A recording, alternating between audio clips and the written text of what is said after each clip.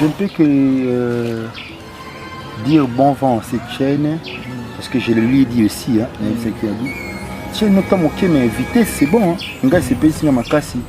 Aïbi parle en rapide dans ma chaîne, donc déjà pour y avoir une émission dans septembre. Donc ils ont déjà contribution dans l'aïe, mais dans ces PLF, moi et pour tout tourner les bélés, tout le coup de vendre, tout sous là, de tout et de rien.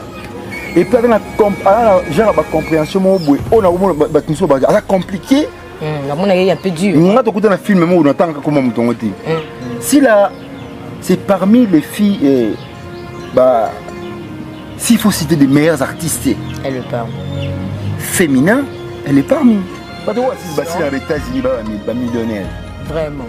Ah. Mais t'as qui ne caille pas. Babeka mwana bapeshanga babiso bani na États-Unis millionnaire. Il a dit ça le officiel. Il a dit ça le officiel. Toujours spécial, mon boulot na lingakango, mon boulot na sepela kanango.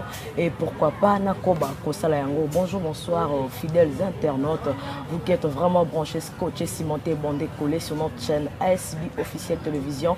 Bino bozala kawana boza paza bakate pour na consommer et s'abonner massivement na kati ya chaîne biso ASB officielle télévision. Bienvenue sur cette tranche d'émission. Une émission présentée par votre simple servante Noémie La Soirée de la presse congolaise. 9 matchs, elle pistolet recharge toujours ma problème na bango. Et comme d'habitude, on a la confiance au peuple de Sabiso, au peuple de Sabino. Il y a côté Sakabino, il y a côté Sakabino, la réalité, l'actualité, la news à solo, il y a malamu.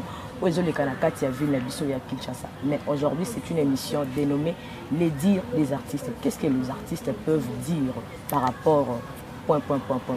On va continuer. Alors, je suis déjà sur mon plateau avec un artiste comédien, un artiste cinéaste très intelligent aussi, au nom de Gécholon, Gélor Rocambole, un bon tonton. Bienvenue sur mon plateau. Bonjour, président. Bonjour, la soirée. Bonne papa. Dieu fait grâce, ça va. Bien habillé. Pas plus que toi, merci. Vraiment, merci. Voilà déjà dans le plateau. Je demande déjà à mon cordon qui Rombengi, le réalisateur le plus suspect, à fond déjà parce que Marambango, Yakoso là déjà et Banzi. Mais la bien que pour nous soit non Marambo, mais juste Marambango, nous avons déjà la vérité, nous avons vraiment bien pour aider les fans de Biso Bazola de Biso na SB officielle télévision. Est-ce que tu te rappelles au moins à une certaine syllabissale de Cam, autrement appelé Pombasen? Surtout déjà. On a accepté la bête de la scène. Là? La bête de la scène. La bête de la scène. Ouais. Oh.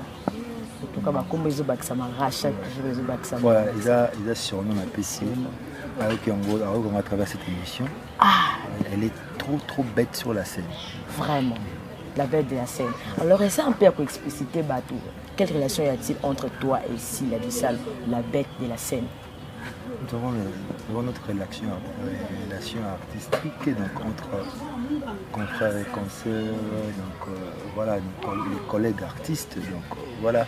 Donc, mais aussi hormis art, c'est la famille aussi. Ok, hormis scène, à peu famille, mais nandenga musala à consoeur na yo. Et après non on a scène parce que scène na kozonga après dans on a kalaté. Ils ont rappelé après scène, beaucoup de temps, ils ont la bissale, ils moi quelque part, ils moi copo, ils finir à moi foufou. Il arriva déjà. Bon, c'est-à-dire que moi je suis un peu claustrophobe. C'est-à-dire j'ai un peu trop rare. Oui. Donc, là, si la circonstance écoute la bise, quand déjà plus la scène. Mais ce que soit le tournage, il soit tournage pendant moi tout le temps à lobby ou à l'ingé, il soit lié. On a fait pour ce qui j'apprécie en elle. Aza attend, Aza vraiment à l'heure. C'est-à-dire que si vous avez un herbe, soit vous avez un gâcheux. Vous avez un herbe et pour le coup, tout ça n'est pas par rapport à moi. Donc, il y a un tour de moi. Mais herbe, aussi, il y a un attend. Vous passez des bâtons qui sont singali à boire, mais la bouali, parce qu'elle est si la bissale trop amusant. Donc, il y a un c'est-à-dire que vous avez un bouée. Ce qui est sûr, Aza comique trop, après na masula le kuta et belé. C'est comme on a créé masula dans la tente de vendre normalement qui va pas vendre très bon il faut côte. Donc si là aussi est comme ça. Voilà, je vais retourner par là, mais au moins il y a une question Moussonatuna. On dit que hormis les rapenza la tante et Rovanda. Moi je suis trop claustrophobe comme il y a le bigot. Je me calfette trop à la maison. On a le bon t'es pour mine robot quand on va fan de comprendre. Et les 5 ans mon président Guécho moral au bango et président Guécho. Artiste et comédienne basé Béli. Ba bête peut-être ba bête ya scène au pour benga tant sous bazana bango. Mais l'une il sala qui est attiré yo pembe na sila. Au cause à to comme film no bobité na casting na tana aussi la bisal. L'une est impressionné yo. Au travail na penser na yo pour attendre comme film bobité. Bomba scène à cause de la bête scène. Parce que moi j'ai toujours dit il n'y a pas de mauvais films, il y a que des mauvais acteurs. C'est-à-dire que la distribution des rôles dépend de 50% de la réussite à film. Si on distribue tout bien sûr. Quand je suis dans la distribution des rôles. Oui. Et donc elle défie dans ma tête. Elle peut tout faire. Ah bon. C'est une bonne interprète. Surtout. C'est démarche et interprète en moi. Nous sommes des interprètes dramatiques. Ouais. L'interprétation par définition, c'est faire comme. C'est faire comme. Aussi, donc c'est une démarche, un exercice qui consiste à faire comme. Comme moi, et puis ça m'a. Parce que moi je dois se le dire, dans le monde d'Anzonzing, ils ont fait le premier pas avant là. On a écouté Académie des Stars, dirigée par Mindondo. Il y a Solange. Paix à son âme. Ouais, paix à son âme. Ma grande sœur, elle a beaucoup contribué dans ma carrière. Il y a Solange Mindondo. Donc, de Lissinga, il y a aussi Marana Maboko. Donc, il y a une place où on a film de Bongo Bouger. C'est si là, on a Bongo Bouger.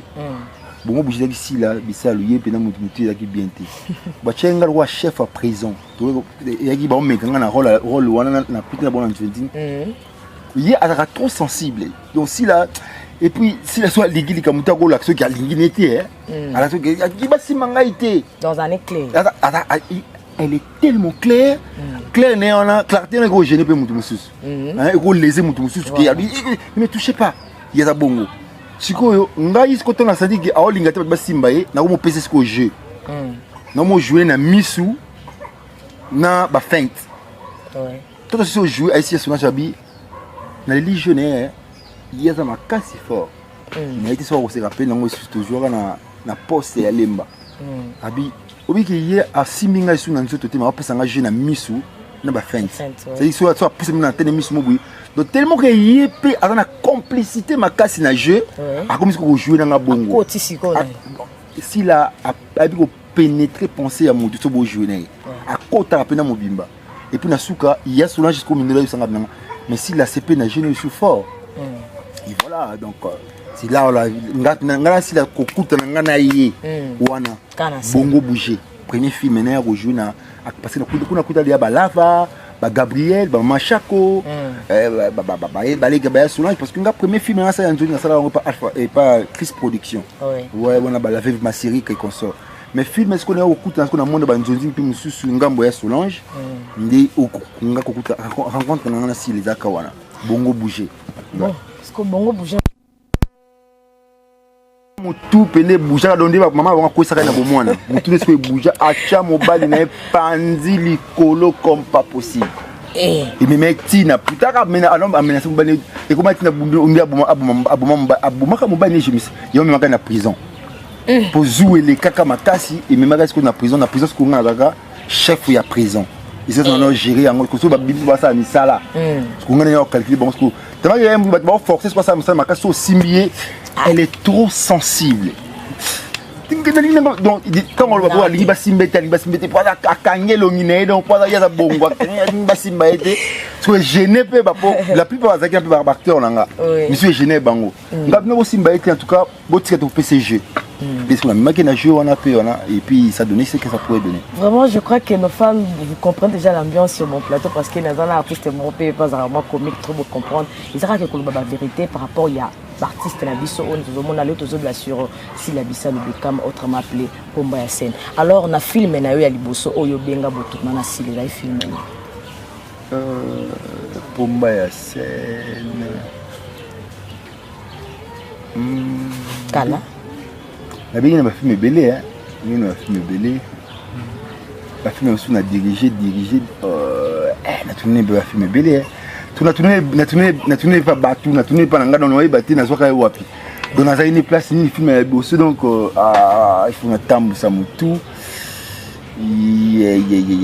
Ok, on revient par là. Il faut attendre ça mutu ma casse. On revient par là. Ils ont pas si artiste comédien Andy Mandekonaye artiste par rapport à bien fait. Mais le mot tout le bas il s'en bien. Vous reconnaître talent ya muningo, vous reconnaître potentialité ya muninga azanango. Quand on arrive à côté na casting, au bien ici la bisel si là. Par exemple, malgré tout ça na tournage. Attends avec na préoccupation na réponse ni a ça. Ngai pas ngaza n'habiter sur toi tout ça. Ala tellement souple, yeka ke ako sabi ke gesho chang bien esconi changa hotel. To kalini juwana a changa pela mutu na yo ana posa compliqué oti donc on a bien akaye pour sona bien na linga makambo na zungana zo bona peshanga parce que bon ba kenana bongo tena linga ba filmer na tena linga ba filmer na baby ki la bengi pour boya ninga ba filmer na jouer rôle ni et pour insister lo non jouer ndeni tenu nangeza ndeni do ce que j'apprécie plus de bango mbale yangwana si batuna ke rôle nanga ndeni ba tenu nanga et ande do il y a l'autre rôle parce que moi je pose aussi des questions comme ça il faisait un jouer rôle ni tenu nanga ndeni na yeba pour na pisa le meilleur yanga moko donc voilà et puis elle dispose son temps quand elle vient pour voilà. Voilà, tout le monde a une question au c'est la vérité. Je crois que vous avez pris le banc. Vous avez pris. Vous avez pris. C'est notre plateau. Vous avez pris. Voilà. Merci président Guécho. Nana poso ebisanga moi tant au moke yo vaina sila bisal. Et lo kamado o yo remarqué pana. Parce que en réalité même besoin ba que nul n'est parfait.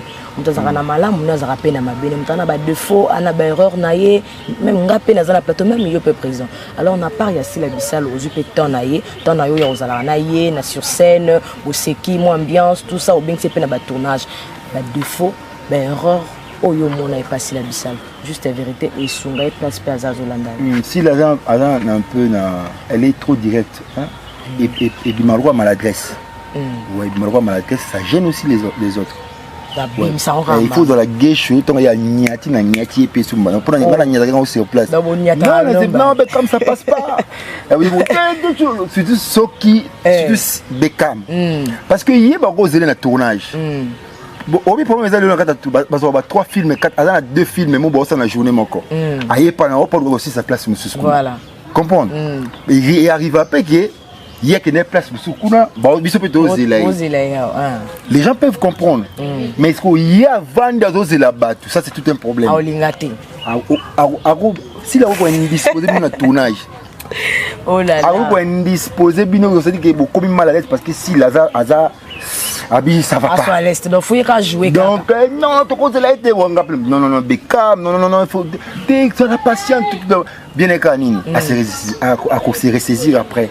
Mais soit Martin, non, ça dit que on a yébi à Kei. Ouais, mon avis, ça dit que n'a pas na siliki. Kasi yo yébika n'a pas c'est bien dit. Donc un peu on a direct on a un peu moi maladresse quoi. Et ça donne et les arabes battent monsieur. Et quand les ingénieurs pour na comment na pour na comprendre. Mais mutu mususu et go déranger tout à fait, oui. Et puis Beckham. C'est une bonne actrice. Oui. Sera senti beau jouer au PSAT à béton. À béton la scène. À béton PSAT m'a remonté. Ndebio a bleu que les forts soutiennent les faibles. Qui est-ce que bon peut y a pénalité contre Ouago. Comme dire PSAT. S'il a une je citerai pas le nom ici. C'est la deuxième regard s'il a une indisposable nani acteur mon on a besoin dans l'idée.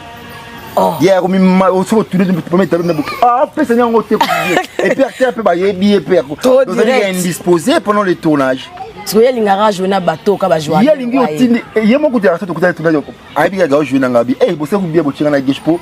To yebani be po akotindika na tindika ke bien. Mais ce que on peut ça a été faut déclarer. Moi est-ce qu'on a maladresse est-ce que vendre là. Est-ce que maladresse n'est pas dans la place on a niati. On peut ça ne bien été. On peut ça ne bien été. Je vois que on disposer mon ça donne pas. Voilà donc ça donne pas. Beckham kanga Ah, il faut bon ça encore.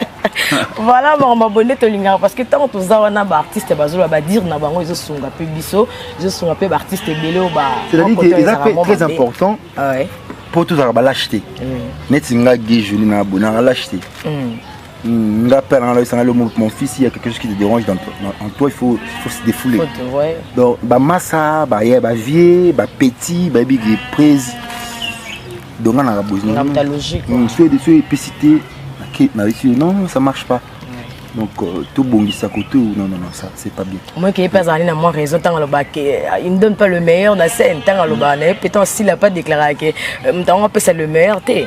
C'est-à-dire que ezali makambo si le bizarre normalement que ndeni bo tant bino bo sa casting ndeni bo tela ki makambo be pesa mo pesa té. Mais c'est-à-dire que il y a ngana tanga livre mo bo la communication non violente au quotidien. C'est-à-dire il faut chercher à se communiquer non violemment au quotidien. C'est-à-dire que monde là boy, au moins aux yeux de la mo boy. Mais c'est où il peut avoir moyi bien. Na les autres. Mais na ko que nous la démarche mon ici na bi. Mais obi que ko doit na ko déplacer en goti na yebati comme ça consentement nga. Obi te na ko ko yibi yango. Na modérer langage na. Voilà, la manière de dire. Voilà, donc la communication non violente au quotidien. Ouais, vraiment. En tout cas, merci président Bécho. Je crois que tous ceux qui est bien sur le plateau. Alors, bolam oyo mona epanaye. Bolam oyo mona epanaye. Aza compatissante. Donc ayebi ko donc aza likama mutu hein. Ya latin. Alors latin ngomba moko. Donc si la koyoka ki ba sali de cho problème mo boy kominde ya ye. Ok on m'a bemba la moko noki na tika ki il faut agir na place nanga. Tu vois? Donc il y a da bongo et puis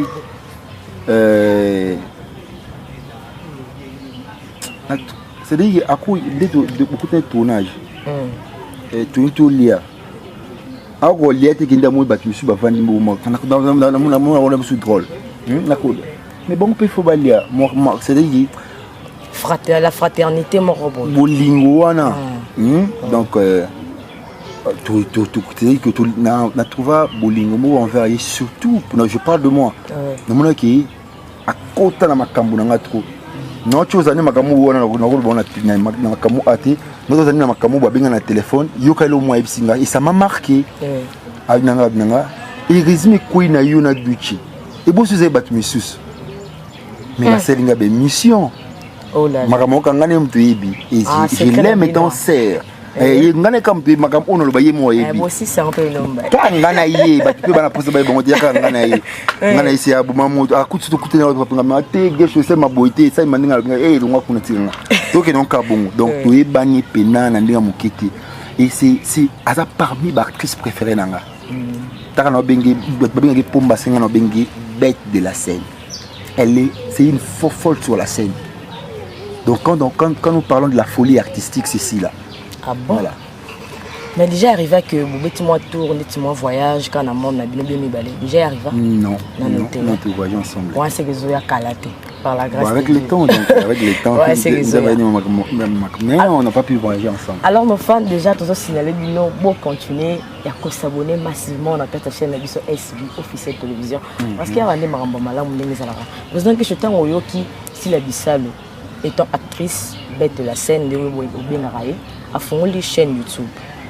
Nous tous on a battu les artistes qui sont fond la mémoire le meilleur exactement.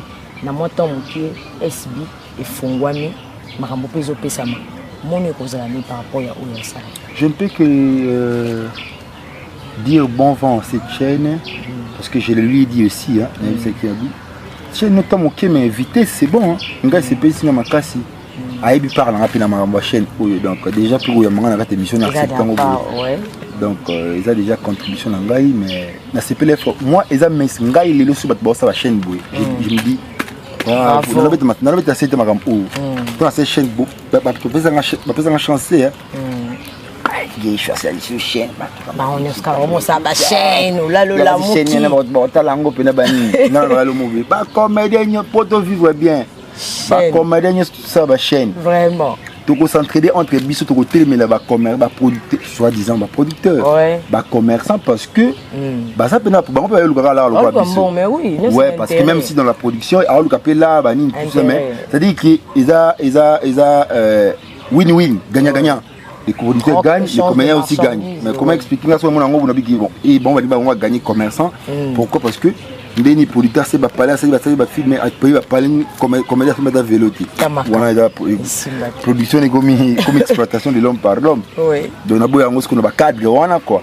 Mais c'est-à-dire, on doit se le dire, même ces commerçants-là, ils ont beaucoup aidé aussi ces comédiens, c'est-à-dire qu'ils va passer une visibilité. Mais la visibilité ne suffit pas.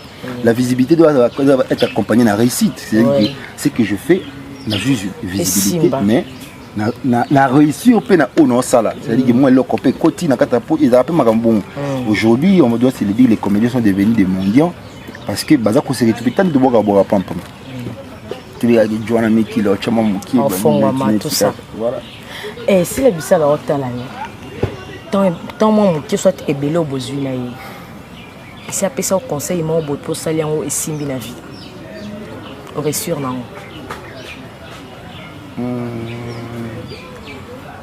Conseil toto to kuta na rato tu bana rebelle pour se tu va na pena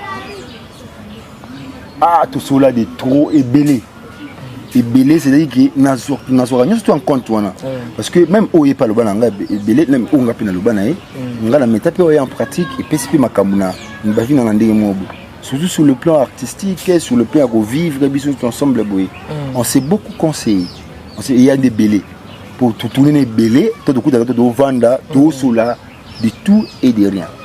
Et puis, la compréhension, on a compliqué. On a un peu dur. On a un film où on attend comment on a compliqué, puis on a caché. Parce que il y a un kapanga, il faut y aller, mais on a compliqué. J'ai senti qu'il y a comme un silica. Vous avez fait comme ça, tu viens après. Oh. Jusqu'à nos jours, et ça m'a marqué. Déjà beau tournant. Tout tournant, une grande partie à filmer. Et ça m'a marqué. Oh, mais quand tu as la bango, quand tu as la yé, on a dit, il y a une incompréhension. Mais jour où on a une compréhensive. Kebino Kutu. Donc, moi, ça m'avait marqué fort. Il y a des tikala kapanga na mutu, et tikala na mutu, donc. Voilà, c'est une dette morale. Mais Azarani exigeante, tu as un tournage, des arabes, si la thème est une relation, et puis moi artiste licolo, puis c'est mon bon moi moukier, à quoi déclarer, c'est vraiment la grande famille. Là, on va cacher pour mériter au non, si on a dit. D'autant que c'est une considération. C'est déjà la grande famille. Si là, c'est parmi les filles, s'il faut citer des meilleurs artistes, elle le parle. Féminin, elle est parmi. Elle est parmi. Donc, si déjà, on mérite pas cacher les cachets ne se négocient pas. Comment négocier caché? Les cachets, ça se négocie plutôt. Mais comment on imposer caché ou on a caché au foot à la transport. On a crédit, au chanini, on a dit, non, pesango, yango, on a dit. Mais tellement qu'on s'entraide. Pour te comprendre, ba polite ba c'est absolument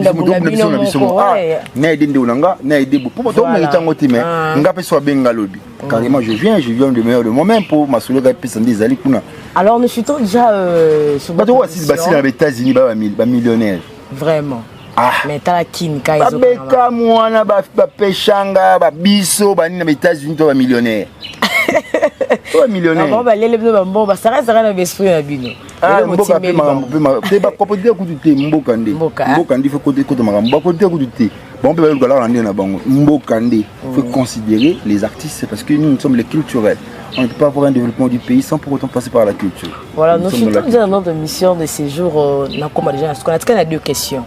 Question na ngai moko si la hôtel yo cause la surprise moko o ya vandi kuna ça vandi a Orlando siko présent gesho surprise moi ko marqué a ko kata na pe panja bando sika o yo garda penza na mutema na yo banda tan yo ozala na ye o ko beta ngo siko isika za pena bi gesho na ngai en tout cas nazara ya mutema na ye nani ya surprise asila ana masule bil na bisa adam de lokuta maka ana masule bil lokuta aba beti la batakila akela ngo batuka pam masuni il est bien beta moko ka parce que zayo mo asika na comprendre que o raisonner que puis o kana pe marabna ye ye mo za alors aka mono bisika zali là lisolo ni yango sino kansila potema za lokuta mingi ya kosa pe na lisolo mobo ya kosa biso makasi fort ouais masolo ni leki belé donc quand il bablo ne monsieur yaka na bakata ba scène tout là ata moko robeta je me souviens bon nati film mon a dirigé ka ezaki o bazwa bana classe bango ba pechanga ba Belleville na kata scène akrena masolo na kata scène ya lokuta oh a conseiller que tu Belleville makambu que Belleville yoko tika ku diomba to mona ka papa on mona papa na munene kuna banini o aso kalise papa mo libu munene alingaka obengi dadu so ngana biso na sinabi comment on penser na marque na boni on a kata scène pas plus tard que hier je crois to jouer na yé a jouer ce qu'on a na cité du banda akuti akangi Karine Palana bon ba so na mobali ni masasi ye maman pasteur alors acheki moi fali place voilà wali akoti maman la scène ndima avec ndima fali là OK yebisa mo sana mbaya ngani yebisa na obo sali onga na yebite na kuna pour avant na silika makasi acheki moi fali zindi monina na seka na biso comme papa donc abana même ma pasteur ache ndezi organisité zila ki organisité ni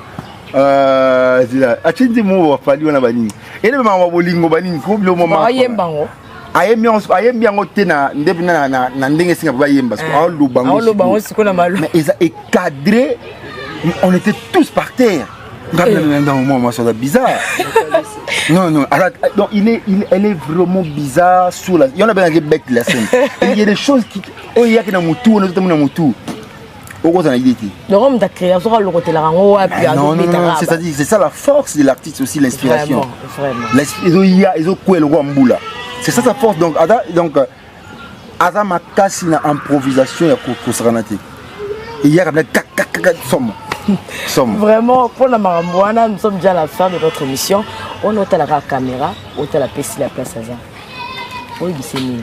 Papa ya nosto solo lia papa ya ndengo zaranai bola momo na rapana ye ba applaudissement ba neso bazolo baki azabo azarabo lo ni makolo ba na eta saza na bino yoki nyeso to lobi na koso le pelika monte nyeso na vérité il y a peut-être quand kana pona yipsi na monde quand na ga monsieur motunde ba sala émission d'après le bien ba vérité donc la vérité blesse plutôt mais les mensonges tuent. Vraiment.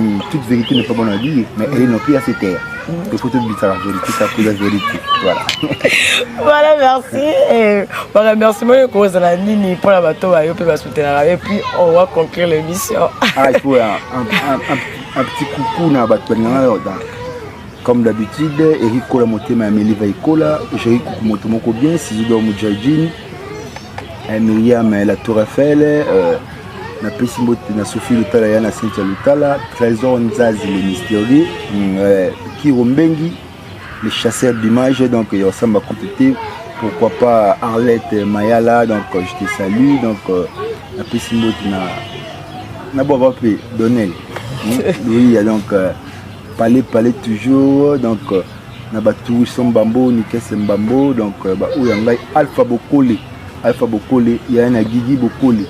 Donc on a pena Palestine Kourou Bemba yango ratakate donc talakaka na Pessimbote na Eric Bokole ça c'est la grande famille on a pena famille na ngaite donc Kelingabe Pompidou Masilwa ba vient nga pe ya Palestine donc kanela ka Pessimbote na masala Junior Sachimo Junior Kilabax ngana ba tout sur nous tangelo ayo mo bainga donc yo mo fanga de prince kata ba baleki bi Aristote Kitambala Jonathan Gana les champions des champions donc il y a Osamba Koutité Zéfi Makumbu donc ba tout balinga gesho tout ça peine ensemble donc gesho ni soda makasi donc yango ratarate voilà merci là je dis merci à toi président Gesho pour la amour et puis simplicité. Et rien à perdre la soirée de la presse. Vraiment, merci beaucoup. C'est moi qui te remercie de m'avoir reçu sur ce plateau. Vraiment, je vous en prie. Je dis aussi merci à toi, l'homme de plusieurs couleurs qui remet mon cordon de tous les temps, de chaque instant. Et va bien changer car il y a mon ma caméra, mon coordonné, mon monté, mon réseau finalement au Sani. En tout cas, je te dis merci, je te remercie pour la confiance et puis fidélité. Je dis aussi merci à toi, maman, ce chéri, ici, la Bissal ou Bekam, autrement appelé Pombasen, moi, la Mouteke. Pardon, comme le Guédé, c'est la bête du Sénat, toujours au Laetitia. Merci pour nous, merci à toi mon papa chéri, le colonel Daniel Massamba, na péché merci, et puis merci la famille Mobimba Massamba, na salué Bino de loin, et puis de près. Merci à toi Evodi Kachamala pour déjà la Nigérien, pour la massorer au Salema. Merci à la diva et Tekiama. Na Bossanate, mon sponsor privé, hein, mon sponsor privé, Didier Masuki, donc na Katia Suisse. Les gars, merci à ma fan, nous allons continuer à s'abonner massivement à la chaîne SB officielle télévision Awande. On se retrouve. Merci, on se retrouve à la prochaine émission. C'est parti.